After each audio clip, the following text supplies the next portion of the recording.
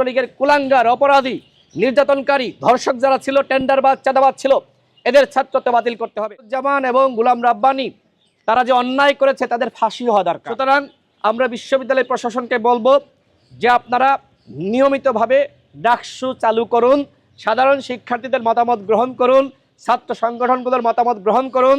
ছাত্র অধিকার পরিষদ ডাকসু নির্বাচন চাই, কিন্তু এটিও মাথায় রাখতে হবে যে বিভিন্ন জায়গায় কিন্তু ফ্যাসিবাদের দশর বসে রয়েছে। 19 সালের নির্বাচনে এই প্রশাসনের মাধ্যমে আমরা একটি অবাধ, সুষ্ঠু, নিরপেক্ষ নির্বাচন চাইনি।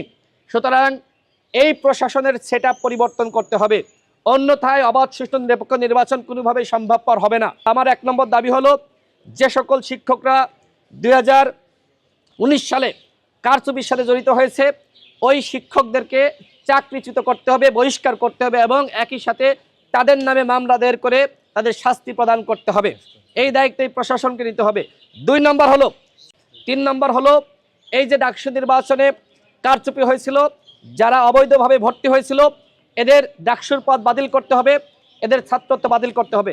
4 নম্বর হলো যে ডাকসু নির্বাচন অনুষ্ঠিত করতে হবে এবং এর আগে যে ধরনের সংস্কার দরকার এবং যে ধরনের মতামত গ্রহণ করা দরকার সকল পক্ষের সাথে বসে সেই ধরনের মতামত গ্রহণ করতে হবে। আমরা মনে করি আখতারুজ্জামান এবং গোলাম রাব্বানী তারা যে অন্যায় করেছে তাদের ফাঁসি হওয়া দরকার। তারা এই বিশ্ববিদ্যালয় শিক্ষার্থীদের সাথে বেঈমানি করেছে। এই বিশ্ববিদ্যালয়কে তারা একটি লেজুর বৃত্তিমূলক প্রতিষ্ঠান বানিয়েছিল, যেখানে এই বিশ্ববিদ্যালয় একটি স্বায়ত্তশাসিত প্রতিষ্ঠান। এই বিশ্ববিদ্যালয়ের সিদ্ধান্ত নিবে শিক্ষকরা। এইখানে সিনেট আছে, যেটাকে বলা হয় দ্বিতীয় সংসদ। কিন্তু সেই বিশ্ববিদ্যালয়কে কিভাবে এই কতিপয় শিক্ষক ধ্বংস করেছিল। এই বিশ্ববিদ্যালয়ে অসংখ্য শিক্ষককে অবৈধভাবে নিয়োগ দেওয়া হয়েছে এবং ছাত্রলীগের ক্যাডারদেরকে প্রশাসনিক ভবনে, বিভিন্ন দপ্তরে, একাডেমিক ভবনে চাকরি দেওয়া হয়েছে। একজন উপাচার্যের সাথেও এই বিষয়ে কথা বলেছি যে ছাত্রলীগের যারা ক্যাডার ছিল, মাস্তান ছিল, গুন্ডামি করেছে, নির্যাতন করেছে, তারা কেউ ঢাকা বিশ্ববিদ্যালয়ে চাকরি করতে পারবে না।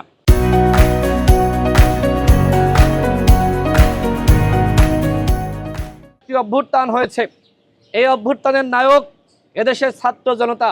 আবাবিল পাখির মতন তারা রাজপথে নেমে এসেছিল, জীবন দিয়েছে, সংগ্রাম করেছে, হাসিনার বিদায় ঘটিয়েছে।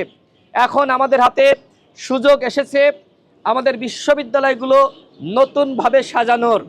আমরা যদি আমাদের শিক্ষা ব্যবস্থাকে ঠিক করতে না পারি তাহলে কিন্তু এই বাংলাদেশের কোনো ব্যবস্থাই ঠিক হবে না।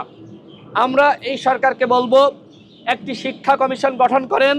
আপনারা অন্যান্য কমিশন গঠন করেছেন, এই জন্য আপনাদেরকে ধন্যবাদ। কিন্তু এই দেশের 1 নম্বর সমস্যা হলো শিক্ষা।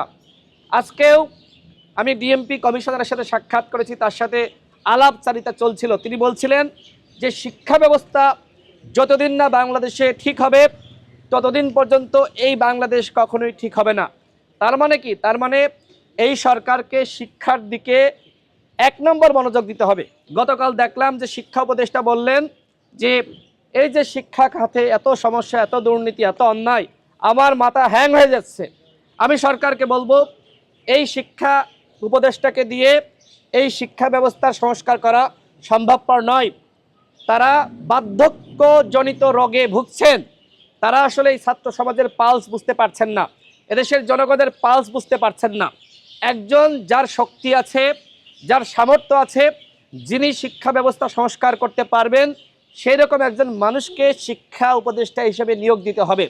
আর ডাকসু নির্বাচন হবে, রাকসু নির্বাচন হবে, চাকসু নির্বাচন হবে। আমরা নির্বাচনের পক্ষে। তারা সংস্কারের জন্য, গঠনতন্ত্র সংস্কারের জন্য ইতিমধ্যে মতামত চেয়েছে। আমাদের ছাত্র সংগঠনের পক্ষ থেকে মতামত দিয়েছে, অন্যান্য ছাত্র সংগঠন মতামত দিয়েছে। আগামী 5 ফেব্রুয়ারি আমাদের সভাপতি নুরুল হক নূরকে এবং আমাকে এখানে আমন্ত্রণ জানানো হয়েছে বিশ্ববিদ্যালয়ের পক্ষ থেকে। সেখানে সাবেক ডাকসুর নেতারা এবং অন্যান্য ছাত্র নেতৃবৃন্দ থাকবেন। সেখানেও আমরা আমাদের মতামত দিব। আমরা চাই ডাকসুকে নিয়মিত করা হোক।